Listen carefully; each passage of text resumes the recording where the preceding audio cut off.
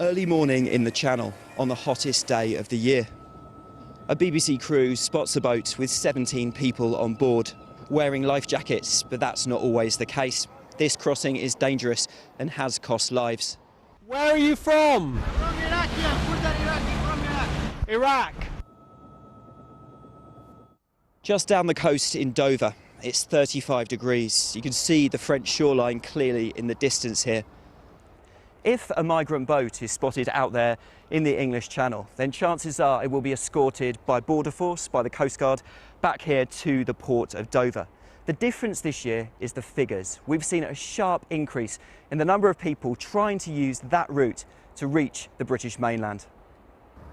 There were over 100 people picked up in the Channel today, including young children.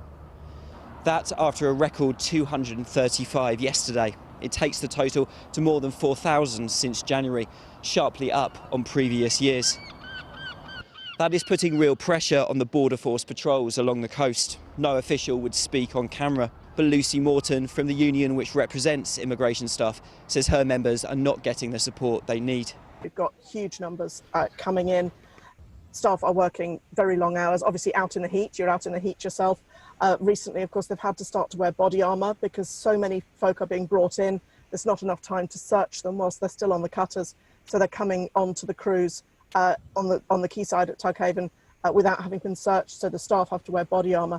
There's been this switch, it seems, this year away from people coming across in the back of lorries and smuggling themselves that way to more people coming across in boats. What difference does that make for your members? It's not so much of a switch as it is just a different route to come through. We're still seeing the same numbers on lorries and in containers that we always were. That hasn't reduced in any way. But small boat migration has become very popular, is particularly successful. You only have to try a minority of times to get across on a small boat, whereas often with a lorry you might be trying 8, 10, 12 times. The government says the hot weather is behind the surge. There is now talk of bringing in the Navy to tackle the problem. People are right, and I completely understand why they're frustrated. They keep seeing these scenes. We all want to see them come down. What I can tell you is the immigration minister will be in France, I believe, next week to step up our collaborative efforts with our French allies. The National Crime Agency thinks the boat launches from France are coordinated, deliberately timed to swamp patrols in the Channel. The local MP blames the French government, saying more must be done to prevent people setting off in the first place.